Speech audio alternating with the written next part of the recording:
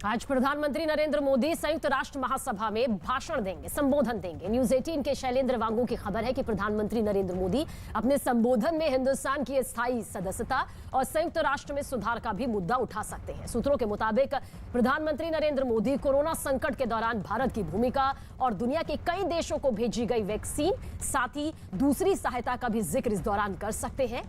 इसके अलावा प्रधानमंत्री अपने संबोधन में अफगानिस्तान के बदले हालात पर भारत का नजरिया भी रख सकते हैं कि आखिर हिंदुस्तान का क्या नजरिया है, और आतंकवाद की चुनौती से निपटने के लिए विश्व समुदाय को एकजुट करने की अपील भी यहां पर हिंदुस्तान की तरफ से आज की जा सकती है। साथ ही पाकिस्तान को निशाने पर भी लिया जा सकता है। तो प्रधानमंत्री नरेंद्र मोदी का संबोधन बस कुछ ही देर में होगा। पूरी दुनिया की निगाहें टिकी हुई हैं जब जब हिंदुस्तान का संबोधन यूएन में होता है। ये चौथी बार प्रधानमंत्री नरेंद्र मोदी संबोधित करते हुए नजर भी आएंगे। इससे पहले साल 2014 में किया था यूएन को संबोधित, फिर 2019 में, 2020 में हालांकि कोविड की वजह से वर्चुअल संबोधन यहां पर हुआ था। और अब निगाहें आज शाम 6:30 बजे भारतीय समय के अनुसार होने वाले संबोधन पर टिकी हुई है।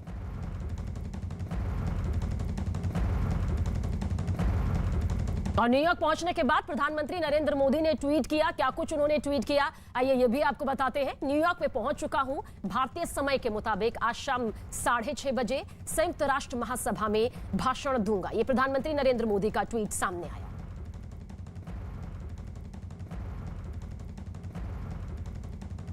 और इसी पर चर्चा के लिए खास पैनल इस वक्त हमारे साथ मौजूद है। इंट्रोडक्शन आप सभी मेहमानों का यहां पर करवाना चाहूंगी। अमलेंदु मिश्रा जी हमारे साथ मौजूद है, आप विदेश मामलों के जानकार हैं। वेणु राजमोनी जी हमारे साथ मौजूद है, आप पूर्व राजदूत हैं। और साथ ही दिल्ली से हमारे सहयोगी नीरज कुमार भी हमारे साथ मौजूद है। सबसे पहले अमलेंदु मिश्रा जी आपकी तरफ यहां पर रुख करना चाहेंगे। निगाहें टिकी हुई है कि आज आखिर विश्व मंच से विश्व गुरु क्या कुछ अपने संबोधन में कहते हैं। वो कौन से मुद्दे आपको लगता है कि आज प्रधानमंत्री नरेंद्र मोदी न सिर्फ हिंदुस्तान या अमेरिका बल्कि पूरी दुनिया के सामने सख्त शब्दों में, सख्त लहजे में, या फिर यूं कहिए सीधा संबोधन के जरिए रख सकते हैं?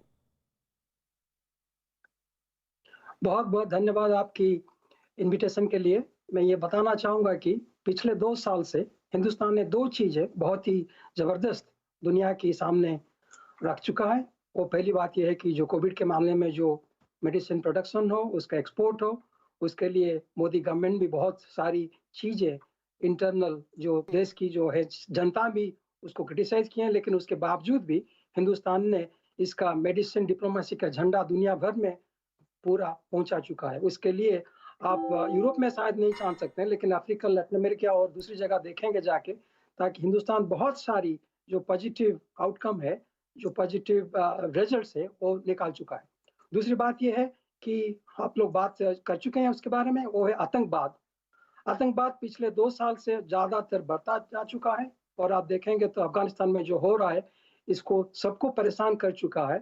और बहुत सही बात ये हुआ कि हिंदुस्तान जो नॉन परमानेंट मेंबर है सिक्योरिटी काउंसिल का, पिछले 2 महीने में जो वो रखा है लीडरशिप, उसमें वो दिखा रहा है दुनिया को कि ये जो चीज है आतंकवाद जो है वो सबको परेशानी कर सकता है। उसके लिए लीडरशिप जो है नई दिल्ली ने आगे सबको ले जाके कर रहा है।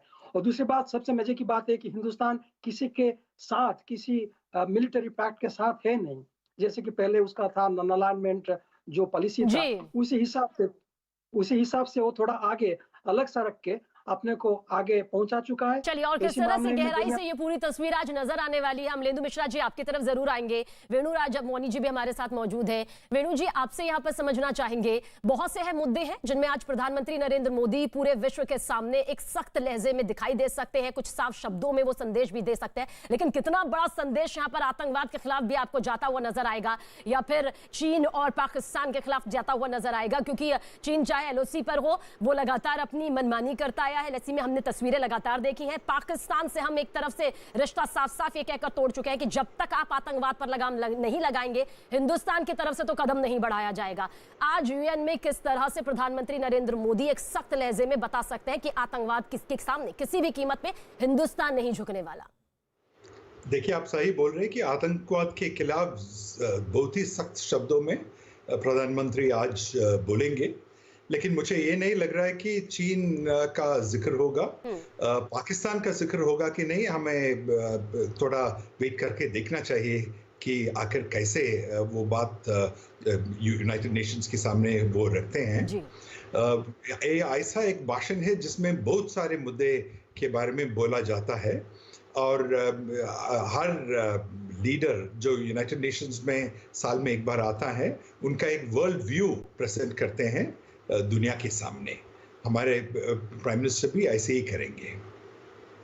चलिए, कुछ ऐसी ही तस्वीर नजर आएगी और वो कौन से अहम मुद्दे हो सकते हैं, किस तरह से उन मुद्दों पर प्रधानमंत्री नरेंद्र मोदी आज अपनी बात रख सकते हैं, पूरी दुनिया के सामने संबोधन हो सकता है, उस पर हमारी निगाहें टिकी हुई हैं। नीरज भी हमारे साथ बने हुए हैं। नीरज, क्या कुछ आपको लगता है, तमाम मुद्दे हैं, तमाम ऐसे विषय हैं जिन पर आज प्रधानमंत्री नरेंद्र मोदी पर निगाहें टिकी हुई हैं। जाहिर सी बात है एक बड़ा संबोधन यहाँ पर नजर आएगा शाम 6:30 बजे। क्या कुछ आपको लगता है, किस तरह की हलचल, किस तरह से अंतर्राष्ट्रीय स्तर पर यहाँ पर नजरें टिकी हुई हैं, नजरें बनी हुई हैं?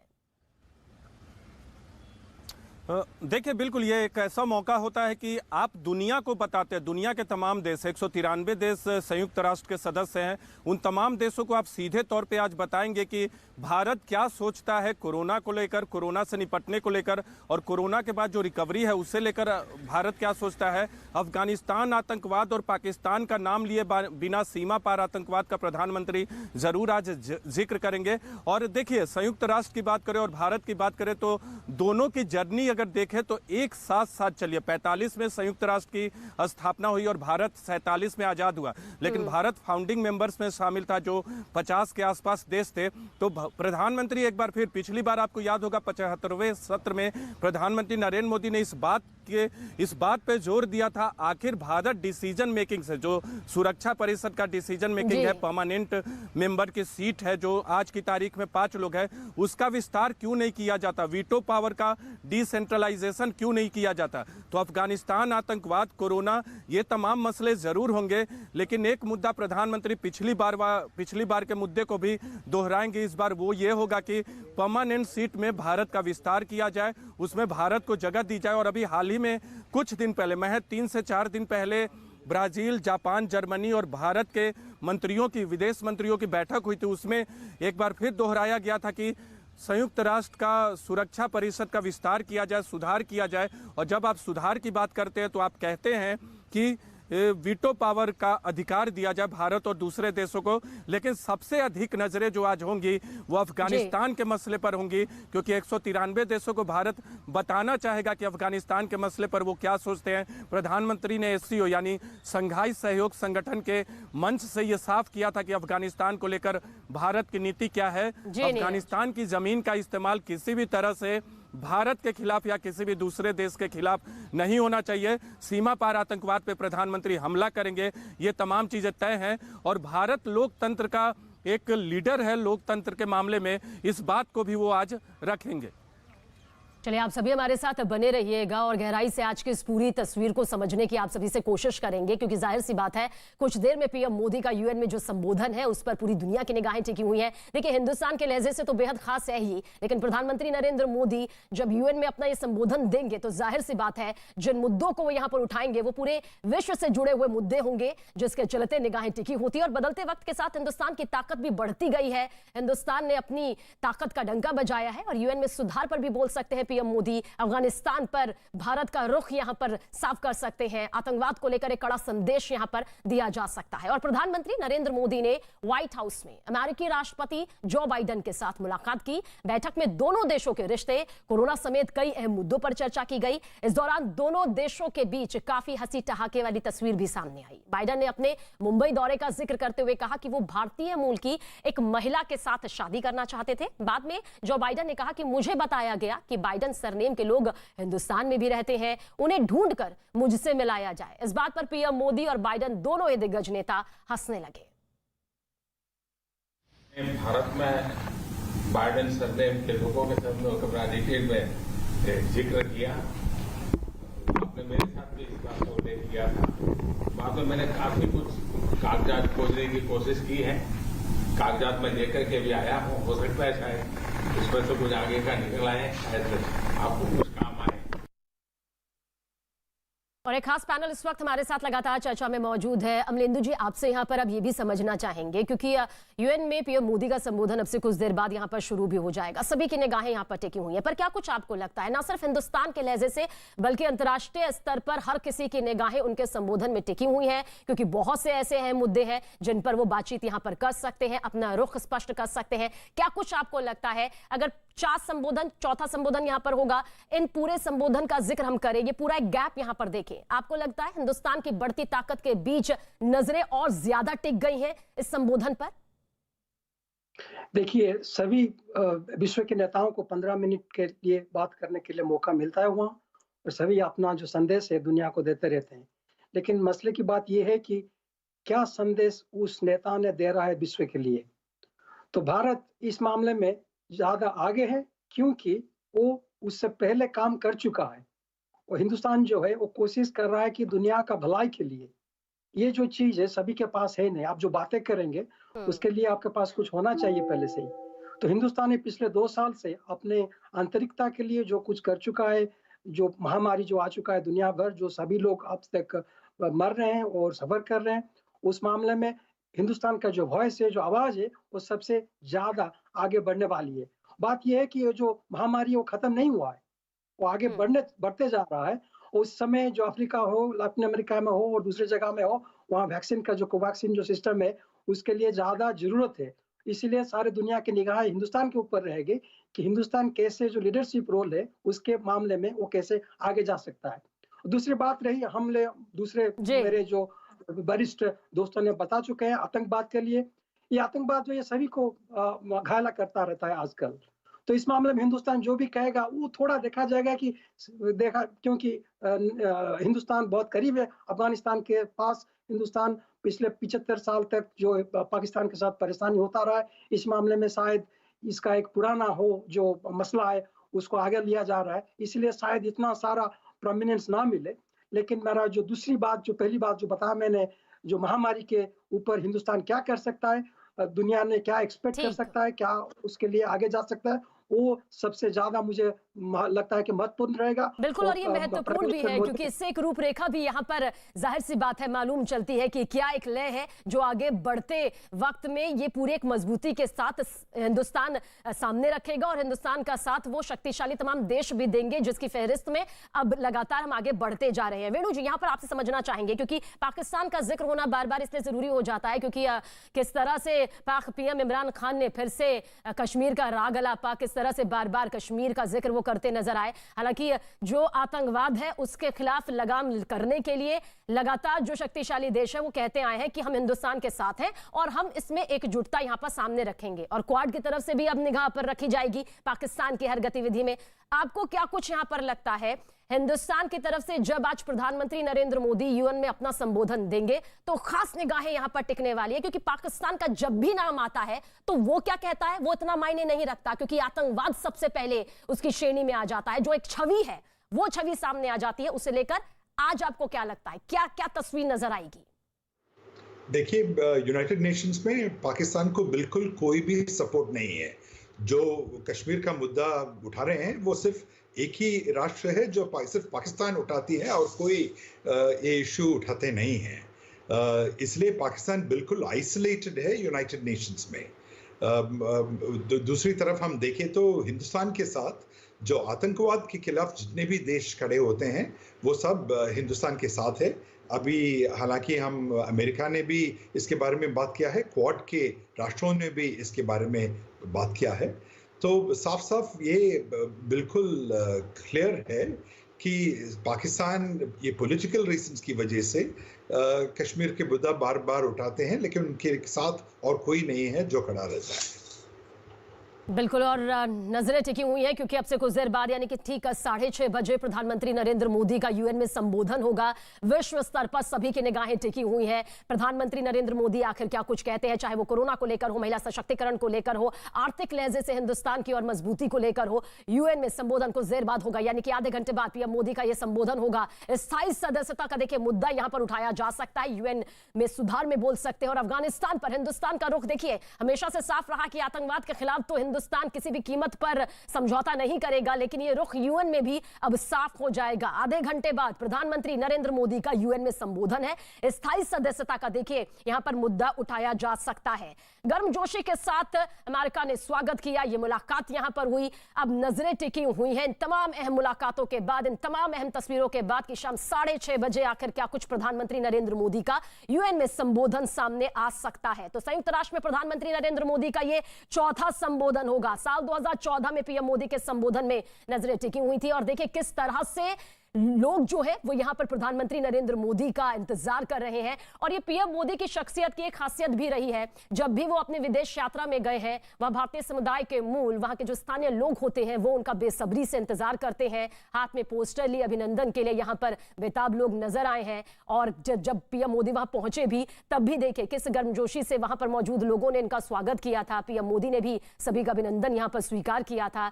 विश्व मंच से दुनिया को आज मोदी मंत्र यहां पर मिलने वाला है, लेकिन इस बीच न्यूयॉर्क से ये सीधी तस्वीर आपके सामने, जहां भारत अमेरिका के जो रिश्ते हैं वो और ज्यादा प्रगाढ़ और ज्यादा मजबूत होते दिखाई देते हैं। लेकिन इसके साथ साथ ही वहां लोग इंतजार कर रहे हैं पीएम मोदी की एक झलक पाने के लिए। और इससे पहले भी हमने देखा जब पीएम मोदी पहुंचे तो किस तरह से भारत माता की जय के नारे से गूंज उठा हर कोई, हर किसी की जुबान पर यही था। एक खुशी यहां पर होती है अपने नेता को देखकर, अपने उस दिग्गज नेता को देखकर जिसकी कमान, हिंदुस्तान की कमान जिसके हाथों में है। और न्यूयॉर्क से ये सीधी तस्वीरें देखिए इस वक्त आपके सामने मौजूद है। महासभा में प्रधानमंत्री नरेंद्र मोदी का ये संबोधन होगा और यहां से वो तमाम अहम मुद्दों पर सटीक लहजे में अपनी बात रखते हुए हिंदुस्तान का प्रतिनिधित्व करते हुए नजर आएंगे। पहले 2014 में भी आपने देखा संबोधन, 2019 में भी, 2020 में हालांकि कोविड के चलते वर्चुअल संबोधन यहां पर हुआ था, पर अब एक बार फिर से वेणु जी भी हमारे साथ मौजूद है। वेणु जी, क्या कुछ आपको लगता है, देखिए ये खुशी हम दिखाते हैं, जो वहां मौजूद लोग हैं, जो भारतीय समुदाय से जुड़े लोग होते हैं, उनकी एक खुशी रहती है कि प्रधानमंत्री आएंगे और यहां पर उनके अभिनंदन को स्वीकार करेंगे। ये तो चलिए एक पहलू यहां पर हो जाता है, पर इस बीच आपको क्या कुछ लगता है कोरोना काल में जिस तरह से हिंदुस्तान ने अपनी मजबूती के साथ इस पूरे महामारी का सामना किया, हमने वो लॉकडाउन का दौर भी देखा, हमारी आर्थिक स्थिति को भी हमने देखा, आपको लगता है हिंदुस्तान कोरोना को लेकर अपनी उस जीत को भी यहां पर यूएन में संबोधन के जरिए सामने रख सकते हैं पीएम मोदी? जरूर, उसके बारे में जरूर मोदी जी बात करेंगे। और उसके अलावा ये भी बात करेंगे कि हिंदुस्तान ने जिस तरह से बाकी दुनिया के मुल्कों की मदद की है, जैसे हमारा जो वैक्सीन हिंदुस्तान में निर्माण होता है वो दूसरे देशों को हमने दिया है, इन सब के बारे में। और आगे आने वाले दिनों में क्वाड के जरिए और डायरेक्टली हमारी तरफ से हम कैसे ये जो सपोर्ट है वो पूरी दुनिया को, दुनिया में जितने भी छोटे छोटे देश हैं जिनको ये वैक्सीन प्रोडक्शन का फैसिलिटी नहीं है, और वर्ल्ड हेल्थ ऑर्गेनाइजेशन को हम किस तरह से सपोर्ट करेंगे उसके बारे में वो जरूर जिक्र करेंगे। जी डॉक्टर अमलेंदु मिश्रा, आपको लगता है स्थायी सदस्यता का मुद्दा यहां पर उठाया जा सकता है, लेकिन इस मुद्दे को लेकर कितनी गंभीरता यहां पर नजर आ सकती है? क्योंकि उस गंभीरता को हमें यहां पर समझना होगा, क्योंकि स्थायी सदस्यता का जो मुद्दा है वो एक बड़ा मुद्दा है, जाहिर सी बात है। हिंदुस्तान की प्रतिष्ठा वक्त के साथ बढ़ी है, हिंदुस्तान का सम्मान बढ़ा है, हिंदुस्तान के मायने क्या है, वो क्या कहता है, वो अंतर्राष्ट्रीय स्तर पर अब हर एक देश बेहद गंभीरता के साथ लेता है। बदलते वक्त के साथ हमने ये मजबूती भी यहां पर महसूस की है। स्थायी सदस्यता को लेकर आपको क्या लगता है, क्या आज पीएम मोदी कह सकते हैं, क्या इसका भविष्य आपको नजर आता है? ये बहुत सही प्रश्न आपने पूछे। आप दर्शकों के लिए बता दिया जाए कि जो अंतर्राष्ट्रीय जो है जनरल सिक्योरिटी काउंसिल जो है यूनाइटेड नेशंस की, उसमें 5 परमानेंट सदस्य हैं। वो है अमेरिका, फ्रांस, ब्रिटेन, रशिया और चाइना, और हिंदुस्तान उसमें है ही नहीं। तो बात यह है कि ये जो 5 हैं वो पहले से ही ले चुके थे अब सेकेंड वर्ल्ड वॉर के बाद। तो बात मायना ये रखता है कि इतने सालों में दुनिया जो है उसका जो ऋतु है वो बदल चुका है बहुत सारा। जो प्रोजेक्शन ऑफ जो हिंदुस्तान जो दुनिया का जो भी हो बहुत बदल चुका है। तो हिंदुस्तान इस मामले में उसका not only it has got a much bigger population strength और इकोनॉमी जो है आप कहते हैं उस पांचवा रखा है और बहुत सारी चीजें कर चुका है। तो इस मामले में हिंदुस्तान का एक नेचुरल बनता है permanent security council permanent seat में। लेकिन परेशानी की बात यह है कि ये जो है 5 जो सदस्य जो है ये सभी नया सदस्यों को लेने के लिए राजी होना चाहिए। तो हिंदुस्तान के पास 4 सदस्य जो है अमेरिका रहा, ब्रिटेन रहा, फ्रांस रहा और रशिया रहा, चारों राजी हैं कि हिंदुस्तान को ले लिया जाए सर। लेकिन अक्कड़ की बात है कि चाइना नहीं चाहता है। आपको सभी को पता है, आपके दर्शकों को, चाइना क्यों नहीं चाहता है। और पिछले जो कल ही बात हुआ था प्रेसिडेंट बाइडेन के साथ प्राइम मिनिस्टर मोदी की, बाइडेन ने और एक बार बताया कि हम हिंदुस्तान की जो परमानेंट सदस्य की जो बातें हैं उसको पूरी तरह सपोर्ट करते हैं। तो हमें लगता है कि इसी मामले में आगे कुछ बढ़ने वाला है। बिल्कुल अमलेंदु जी, और इसी पर हम आगे चर्चा आपसे भी करेंगे, वेणु जी से भी करेंगे। हमारे सहयोगी नीरज भी हमारे साथ लगातार बने हुए हैं और न्यूज़ 18 इंडिया की महा कवरेज यूएन में पीएम मोदी के संबोधन पर लगातार टिकी हुई है। सबसे पहले पूरी जानकारी के साथ आप तक पहुंचाते रहेंगे। एक बहुत छोटा सा ब्रेक, बहुत जल्द हासिल होते हैं।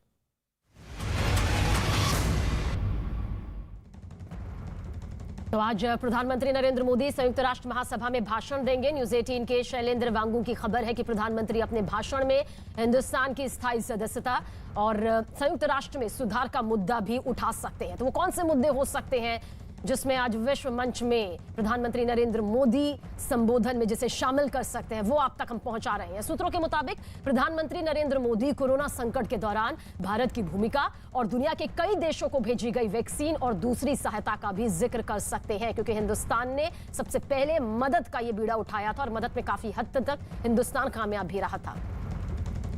और खास पैनल हमारे साथ लगातार इस पर चर्चा कर रहा है कि आखिर मायने क्या है जब प्रधानमंत्री नरेंद्र मोदी का संबोधन यहां पर सामने आएगा, एक ऐसा संबोधन जिस पर पूरी दुनिया की निगाहें टिकी हुई हैं। नीरज, एक बार आपकी तरफ रुख करेंगे। हमने इन तमाम मुद्दों को आपसे समझा, बहुत विस्तार से समझा कि आखिर वो कौन से मुद्दे हो सकते हैं जिन पर आज प्रधानमंत्री नरेंद्र मोदी यूएन में अपना संबोधन दे सकते हैं, जिन्हें शामिल कर सकते हैं। पर आपको क्या लगता है सबसे खास मुद्दा वो कौन सा रह सकता है जिसे लेकर प्रधानमंत्री नरेंद्र मोदी जो है स्पष्ट रुख, साफ रुख यहां पर कर सकते हैं?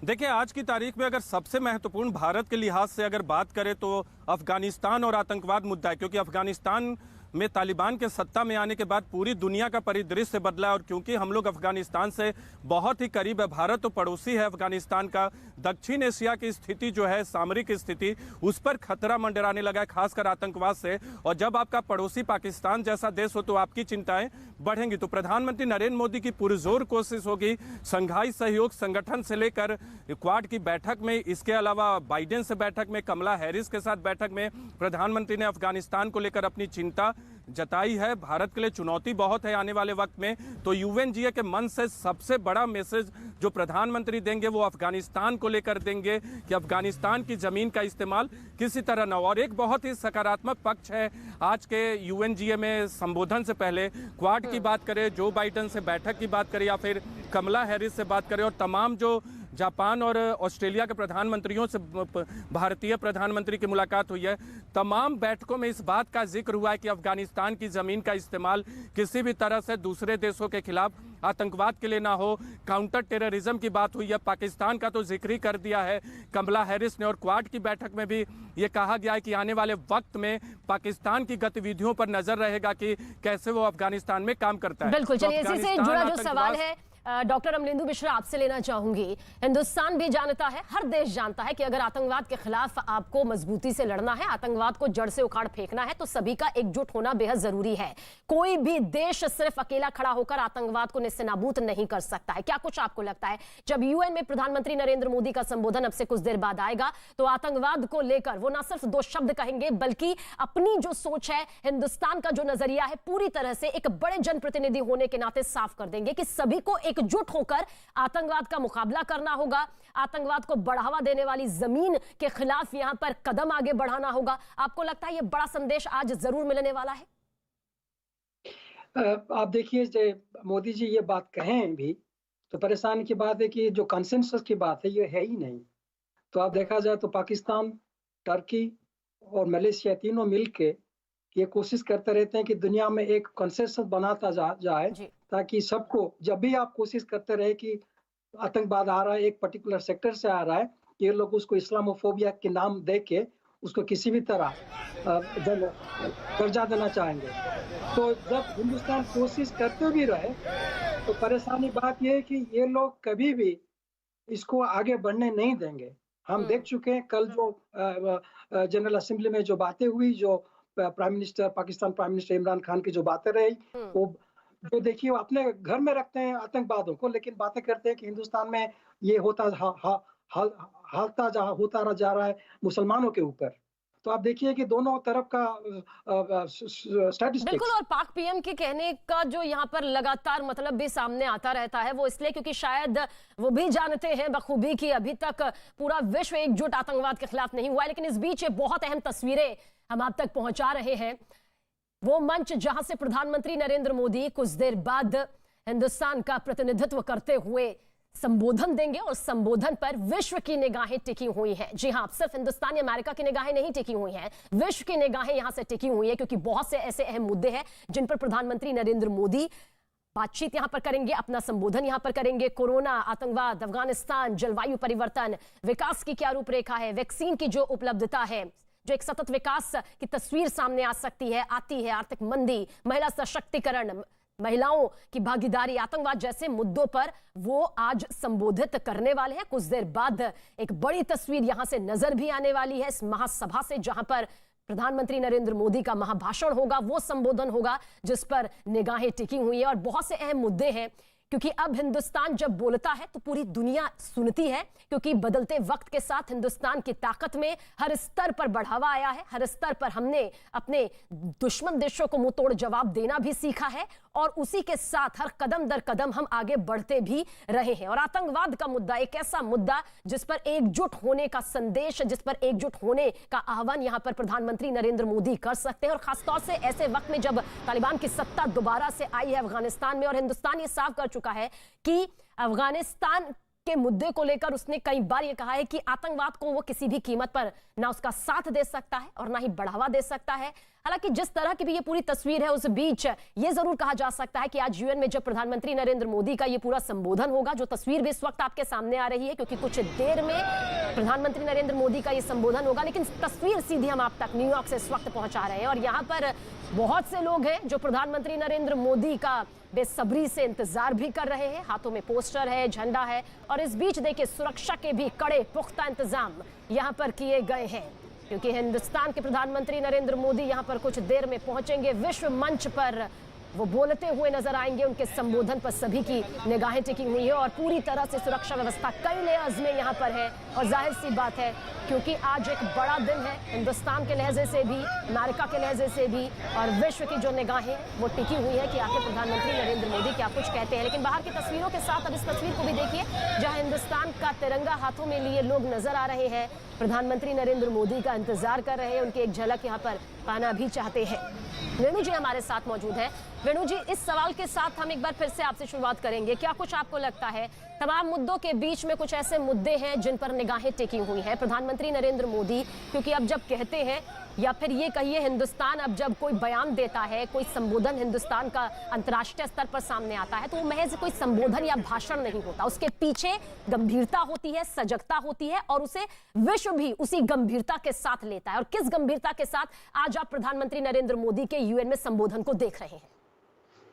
देखिए, हमें ये जरूर याद रखना चाहिए कि जब हिंदुस्तान बहुत गंभीरता के साथ यूएन में बोलते हैं, जब पूरी दुनिया हिंदुस्तान की आवाज़ सुनते हैं, वो इसलिए है कि हिंदुस्तान दुनिया की सबसे बड़ा डेमोक्रेसी है, हम डाइवर्सिटी का सबसे बड़ा एग्जाम्पल है, और इंडिया में जितना डाइवर्सिटी है और कहीं नहीं है। दुनिया में जितने भी मजहब है वो सब हिंदुस्तान में है, और हम एकजुट होकर रह रहे हैं। हम पूरी दुनिया के लिए यूनिटी इन डाइवर्सिटी का एक बहुत अच्छा एग्जाम्पल है। हिंदुस्तान का जो शक्ति है इसी से आता है। जब प्राइम मिनिस्टर यूएन में बाकी पूरी दुनिया को दूसरे राष्ट्रों को संबोधित करते हैं, वो इसलिए हिंदुस्तान को मानते हैं क्योंकि हमने ये डेमोक्रेसी का एक्सपेरिमेंट एक बहुत बड़ा सक्सेस बनाया है। तो यहीं से आता है हमारा ताकत, और इसलिए दुनिया के जितने भी देश हैं वो भी हमारे साथ खड़े होते हैं ये आतंकवाद की लड़ाई में। वही दुनिया के जितने भी देश हैं वो हमारे साथ खड़े होते हैं, जैसे तालिबान जैसे फोर्सेस के खिलाफ। तो जरूर हमारे प्राइम मिनिस्टर उनके आज के भाषण में ये बोलेंगे कि हिंदुस्तान दुनिया की सबसे बड़ा डेमोक्रेसी है, हमें यहाँ प्लूरलिज्म है, यहाँ इंक्लूसिवनेस है, और इसको हम कायम रखेंगे हमारे देश में। और ये बहुत ज़रूरी मैसेज है। हर बार जब भी कोई प्राइम मिनिस्टर यूनाइटेड नेशंस में बात करते हैं, ज़रूर ये बार बार रीट्रेट करते हैं कि इंडिया का जो डेमोक्रेटिक क्रेडेंशियल्स है वही हमारी सबसे बड़ी ताकत है। बिल्कुल, और ये हमारी ताकत है, और इस ताकत को आज प्रधानमंत्री नरेंद्र मोदी विश्व के सामने, विश्व मंच पर रखते हुए नजर भी आएंगे। और ये तस्वीर एक बार फिर से आप देख लीजिए, ये वो महामंच है जहां से आज प्रधानमंत्री नरेंद्र मोदी का संबोधन कुछ देर बाद नजर आएगा, और उस संबोधन की तरफ हम सबसे पहले सीधा रुख करेंगे। हर तस्वीर आप तक देखिए पहुंच रही है, और ये इन तस्वीरों के पीछे के बहुत गंभीर सटीक मायने यहां पर है। क्या मायने हैं, लगातार अपने खास पैनल से ये हम पूछ रहे हैं। डॉक्टर अमलेंदु मिश्रा, आपको क्या कुछ लगता है? सर, अगर सिर्फ हम एक बार कोरोना का जिक्र कर लेते हैं, क्योंकि एक ऐसा महामारी का दौर जिसने हिंदुस्तान समेत तमाम देशों को यह बता दिया कि आखिर किस तरह से जिंदगी पल भर में घुटने पर आ जाती है, लेकिन फिर भी हिंदुस्तान ने जिस तरह से वैक्सीन की सप्लाई जरूरतमंद देशों को करी, उसने ये साबित कर दिया कि वो अपने देश के साथ साथ बाकी देशों के लिए भी, अपने पड़ोसी देशों के लिए भी फिक्रमंद है। और जो वायदा वो लगातार करता आया है कि पड़ोसी देशों की हर बुरे वक्त में वो मदद करेगा, जरूरत के वक्त मदद करेगा, वो हमने महामारी के दौर में सबसे पहले कर दिखाया। इसे लेकर आपको क्या लगता है, यूएन में क्या तस्वीर नजर आ सकती है? देखिए, हमारी ये कहावत है वसुधैव कुटुंबकम। तो महामारी के हिसाब से आप देखा जाए तो हिंदुस्तान में पिछले 2 सालों में वो वसुधैव कुटुंबकम का जितना भी मायना रखता है, जितना भी रिस्पॉन्सिबिलिटी रहता है, वो पूरा उसको आगे ले चुका है। जबकि प्राइम मिनिस्टर मोदी ने अपने हिंदुस्तान में बहुत सारे क्रिटिसिज्म का सामना किए हैं, क्योंकि बहुत सारे क्रिटिक्स उनको कहे कि देखिए आप बाहर भेज दिए मेडिसिन, जबकि हमारी जरूरत थी। लेकिन इससे ये पता चलता है कि हिंदुस्तान दुनिया के लिए कितना सोचता है, हिंदुस्तान दुनिया के लिए कितना आगे बढ़ने के लिए चाहता है। ये जो चीज़ है सभी को पता है, सभी को मालूम है। और ये जो मुद्दा है अभी महामारी का, तो मुझे ये लगता है कि प्राइम मिनिस्टर मोदी जब ये आगे बढ़ते जाएंगे, इसके बारे में बताते जाएंगे, ताकि लोगों को इसके बारे में ज़्यादा पता लगे। और बात मैंने जो कहा कि अभी तो क्या महामारी ख़त्म नहीं हुआ है, दूसरी जगह में अभी 3rd वेव 4th वेव चलता जा रहा है। तो इस मामले में हिंदुस्तान का जो लीडरशिप है, जो है हिंदुस्तान का जो दिग्दर्शन जो है वैक्सीन डिप्लोमेसी में हो, और जो वसुधैव कुटुंबकम की बात मैंने जो कही पहले, तो उस मामले में ये बहुत सारा मायना रखता है। और हिंदुस्तान का जो लीडरशिप रोल है, प्राइम मिनिस्टर मोदी को अभी इस वर्ल्ड स्टेज में अभी दिखाना है कि आगे क्या करना है। तो जब कर चुका है तो ठीक है, सबको मालूम है, लेकिन आगे हमको हिंदुस्तान को दुनिया के लिए क्या कर सकता है और कैसे उन लोगों के साथ रह सकता है, वो दिखाना है, ताकि लोगों का जो भाईचारा है वो बढ़ता जाए, और जो जितने सारे डिट्रैक्टर्स हैं हिंदुस्तान के, वो पीछे पीछे हटते जाए। बिल्कुल, और भारत के लिए बेहद खास है ये तस्वीर। संयुक्त राष्ट्र महासभा का 76वां सत्र भारत के लिए बेहद अहम, बेहद खास। एक खास पैनल भी हमारे साथ मौजूद है, और आखिर यूएन में प्रधानमंत्री नरेंद्र मोदी के संबोधन के मायने क्या है, वो भी हम आप तक पहुंचा रहे हैं। भारत संयुक्त राष्ट्र सुरक्षा परिषद की अध्यक्षता भी कर रहा है, प्रधानमंत्री नरेंद्र मोदी खुद मौजूद है, और एक बड़ी तस्वीर कुछ देर बाद यहां से नजर भी सामने आ जाएगी। यहाँ पर वेणु जी, आपको क्या लगता है, स्थायी सदस्यता को लेकर ये मुद्दा पहले भी उठता रहा है, और आज प्रधानमंत्री नरेंद्र मोदी इस मुद्दे को किस तरह से अपने संबोधन के दौरान रख सकते हैं, और इसे लेकर क्या गंभीर तस्वीर, क्या भविष्य की राजनीतिक तस्वीर आपको नजर आती है? देखिए, ये स्थायी सदस्यता का मामला हिंदुस्तान ने हमेशा ऐसे बताया है कि अगर जो भी, जब यूनाइटेड नेशंस ये तय करते हैं कि क्या रिफॉर्म्स होना चाहिए, क्या सुधार होना चाहिए, और उसमें कौन सा नया स्थायी सदस्य होना चाहिए, ये कुछ क्राइटेरिया पे होना चाहिए, ये कुछ उसके लिए थोड़ा क्वालिफिकेशंस होना चाहिए।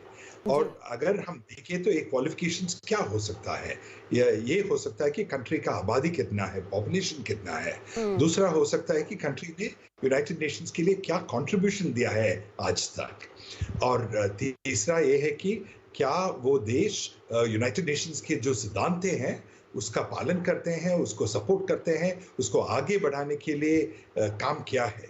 तो जो भी क्वालिफिकेशंस आप देखें, उन सब में हिंदुस्तान सबसे आगे हैं। अगर जब यूनाइटेड नेशंस का सुधार होता है, किसी को वो राइट है, जो वो एंटाइटलमेंट है एक स्थायी सदस्य बनने के लिए, वो हिंदुस्तान का है। तो हम ये नहीं बोलते कि हमें स्थायी सदस्य मिलना चाहिए, हम ये बोलते हैं कि देखिए आप जो सुधार करते हैं कुछ प्रिंसिपल्स के आधार पर करिए, और अगर कोई भी आप प्रिंसिपल्स आप तय करेंगे उन सब में हिंदुस्तान सबके आगे रहेंगे। तो यही आज भी प्राइम मिनिस्टर मोदी वहां यूनाइटेड नेशंस में बोलेंगे। और ये सीधे तस्वीर भी हम आप तक पहुंचा रहे हैं। देखिए किस तरह से अब ये पूरी तस्वीर देखिए अब यहाँ पर सामने आ रही है। प्रधानमंत्री नरेंद्र मोदी यहाँ पर पहुंचे हुए हैं। कुछ देर में, बस कुछ ही देर में ये संबोधन भी यहाँ पर सामने नजर आएगा यूएन पर, जिस पर हमारा खास पैनल भी हमें बता रहा है कि आखिर इसके मायने क्या है, कितनी गंभीरता से इसे पूरा विश्व ले रहा है। हालांकि हर बार गंभीरता से लिया जाता है क्योंकि यूएन में प्रधानमंत्री नरेंद्र मोदी का ये जो संबोधन है ये चौथा संबोधन होगा जो कि कुछ देर में शुरू हो जाएगा। इससे पहले भी जिन दिग्गजों के जरिए संबोधन दिया गया है उनकी भी अपनी खासियत है, उनकी भी अपनी अहमियत है, लेकिन इस बीच नजरें टिकी हुई हैं इस तस्वीर पर। फिलहाल सीधी तस्वीर इस वक्त हम आप तक पहुंचा रहे हैं न्यूयॉर्क से। देखिए प्रधानमंत्री नरेंद्र मोदी अब कुछ देर में उस विश्व मंच पर पहुंचेंगे, उस महामंच पर पहुंचेंगे जिसकी तस्वीर आप देख रहे हैं। तैयारियां पूरी हो चुकी है, सुरक्षा पूरी तरह से है चाक चौबंद, और इसके अलावा अब इंतजार बस इसी का है जब प्रधानमंत्री नरेंद्र मोदी विश्व मंच से एक विश्व गुरु बनकर मोदी मंत्र देते हुए नजर आएंगे। और वो अहम मुद्दे जिन पर लगातार हम कह रहे हैं कि आज प्रधानमंत्री नरेंद्र मोदी जिन्हें अपने संबोधन में शामिल कर सकते हैं, कोरोना काल जिस पर हिंदुस्तान ने अपने पड़ोसी देशों की, अपने उन देशों की मदद की जो कि उस वक्त वैक्सीन की किल्लत से जूझ रहे थे, जिन्हें बेहद जरूरत थी। आतंकवाद एक ऐसा मुद्दा जिसे लेकर लगातार हर स्तर पर, चाहे वो राष्ट्रीय स्तर हो, अंतर्राष्ट्रीय स्तर के दूसरे मंच हो या फिर आज यूएन में आतंकवाद को लेकर सख्त लहजे में पीएम मोदी की तरफ से क्या कुछ कहा जाता है उस पर भी नजरें टिकी हुई हैं। अफगानिस्तान में जिस तरह से सत्ता परिवर्तन हुआ, एक बार फिर से तालिबान सत्ता वहां पर आई, उसे लेकर भी प्रधानमंत्री नरेंद्र मोदी हिंदुस्तान की तरफ से अपना रुख साफ करते हुए नजर आएंगे। इसके अलावा जलवायु परिवर्तन, सतत विकास, वैक्सीन की जो उपलब्धता है, साथ ही महिला सशक्तिकरण, आतंकवाद जैसे मुद्दों पर विशेष नजर टिकी हुई है कि आखिर क्या कुछ कहा जा सकता है। और तस्वीरें हम आप तक सीधे यूएन मुख्यालय से पहुंचा रहे हैं।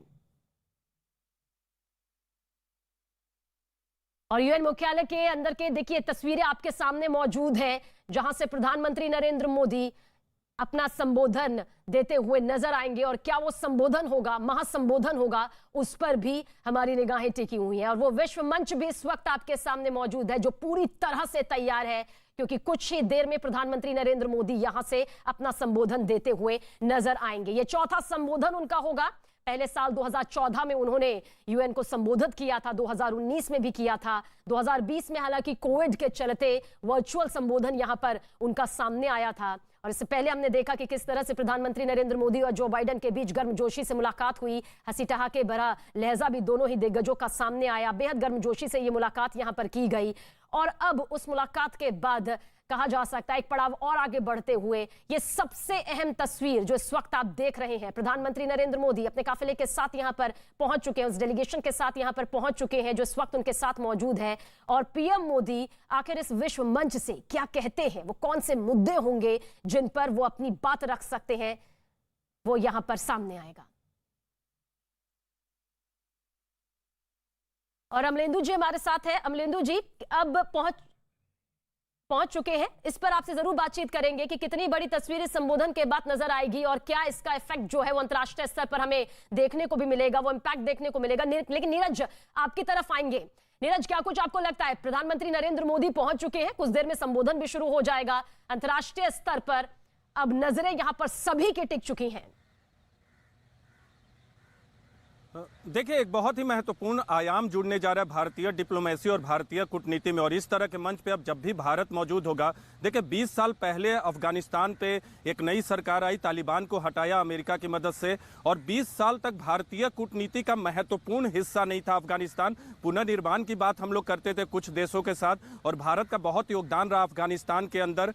कई प्रोजेक्ट्स है, 500 से अधिक प्रोजेक्ट्स है। लेकिन अब बड़े देशों से जब बातचीत होगी तो अफगानिस्तान के मसले पर बातचीत होगी, वहाँ के आतंकवाद के मसले पर बातचीत होगी, वहाँ से होने वाले आतंकवाद के मसले पर बातचीत होगी। तो अब संयुक्त राष्ट्र महासभा के मंच पर भी, चाहे आज प्रधानमंत्री हो, अगले साल भी अगर ये संबोधित करेंगे या विदेश मंत्री संबोधित करेंगे, तो भारतीय कूटनीति और भारतीय राजनीति जो डिप्लोमेसी है उसमें एक महत्वपूर्ण आयाम जुड़ गया है।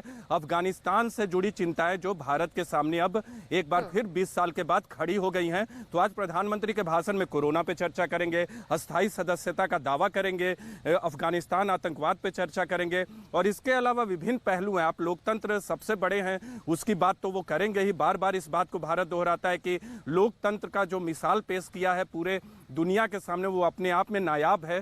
तो आज सबसे खास बात मेरी नज़र में है वो अफगानिस्तान का मसला होगा, आतंकवाद होगा। और भारत के लिए, जैसा मैंने पहले भी कहा, कि सकारात्मक पहलू यह है कि क्वाड की बात करें, अमेरिकी राष्ट्रपति से चर्चा की बात करें, अमेरिकी उपराष्ट्रपति से चर्चा की बात करें, द्विपक्षीय बातचीत की बात करें, सभी का रुख देखकर ये लगता है कि भारत के साथ वो अफगानिस्तान के मसले पे हैं, आतंकवाद के खिलाफ हैं, पाकिस्तान के खिलाफ हैं। लेकिन संयुक्त राष्ट्र महासभा के मंच से प्रधानमंत्री के वक्तव्य क्या होते हैं, क्या बोलेंगे, ये तो हम लोग जानते हैं। किस तरह से अपनी बात को रखते हैं दुनिया के सामने, 193 देशों के सामने, ये सबसे महत्वपूर्ण होगा। बिल्कुल, ये सबसे महत्वपूर्ण है कि आखिर वो लहजा क्या रहता है, आखिर वो शब्द यहाँ पर किस तरह से सामने आते हैं जो सख्त संदेश और कुछ मुद्दों पर कड़ा संदेश यहाँ पर देंगे। इसके बारे में वेणु जी आपसे समझना चाहेंगे, क्योंकि जाहिर सी बात है एक बड़ा मंच है, एक सबसे बड़ा मंच है, यूएन का ऐसा मंच है जहां से न सिर्फ हिंदुस्तान, अमेरिका या कुछ एक देशों की नजर होगी बल्कि पूरे विश्व की नजरें टिकी हुई हैं। क्या लहजा हो सकता है, किस तरह के शब्द यहाँ पर और सामने आ सकते हैं, क्योंकि आतंकवाद को लेकर हमेशा से सरकार का रुख सख्त रहा है और उसने साफ करा है कि किसी भी कीमत पर आतंकवाद को पनाह देने वाले, आतंकवाद को पालने पोसने वाले देशों का साथ उसे मंजूर नहीं है। फिर चाहे भले ही आर्थिक तौर पर उसे नुकसान क्यों ना झेलना पड़े, लेकिन पहले आतंकवाद का सफाया होना चाहिए। इसे लेकर इस सबसे बड़े मंच से, विश्व मंच से पीएम मोदी का क्या संबोधन आ सकता है? देखिए, आप बिल्कुल सही बोल रहे हैं। हमारा जो मैसेज होगा वो बहुत ही सख्त होगा, स्ट्रॉन्ग मैसेज होगा। लेकिन हिंदुस्तान ने हमेशा ये कोशिश किया है कि हम जिस तरीका से हम बोलते हैं, जो स्टाइल में हम बोलेंगे, वो पाकिस्तान जैसा नहीं होगा। हमारा जो अप्रोच है वो हमेशा बहुत ही स्टेट्समैन लाइक है और वो थोड़ा ऊंचा स्तर से हम बोलेंगे। हम ऐसे बोलेंगे कि हिंदुस्तान एक ऐसा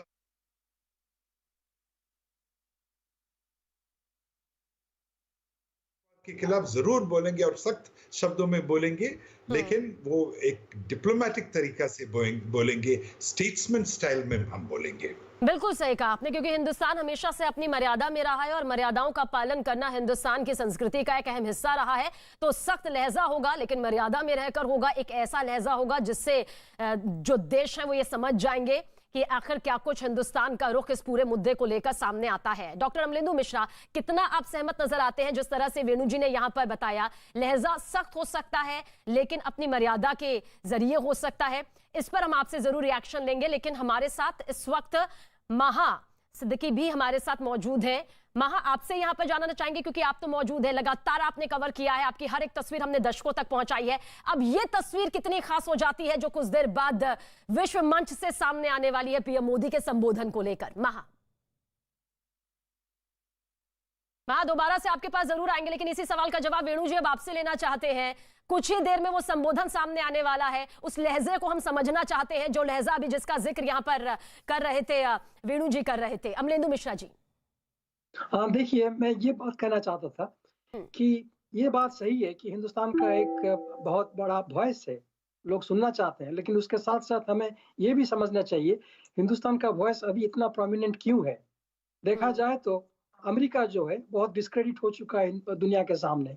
चाइना जो है कोई उसको ठीक निगरानी में नहीं देखता। बिल्कुल, दोबारा से आपके पास जरूर आऊंगी वेणु जी, लेकिन हमारे साथ हमारी सहयोगी महा सिद्दीकी इस वक्त मौजूद है। महा, एक बहुत बड़ी तस्वीर नजर आने वाली है। अब तक हर तस्वीर को हमने आपके जरिए दर्शकों तक पहुंचाया है, न्यूज़ 18 इंडिया के दर्शकों तक। अब जो तस्वीर यूएन में पीएम मोदी के संबोधन को लेकर नजर आने वाली है, कितनी बड़ी तस्वीर और क्या कुछ इस वक्त नजर आ रहा है? जी हाँ, पीएम ने अपने होटल से निकलकर अब यूएन के ऑफिस में पहुंच गए हैं, क्योंकि उनका संबोधन अब किसी वक्त भी शुरू होने वाला है। पीएम दो बड़े मुद्दों पर आज बात करेंगे यूनाइटेड नेशंस जनरल असेंबली में।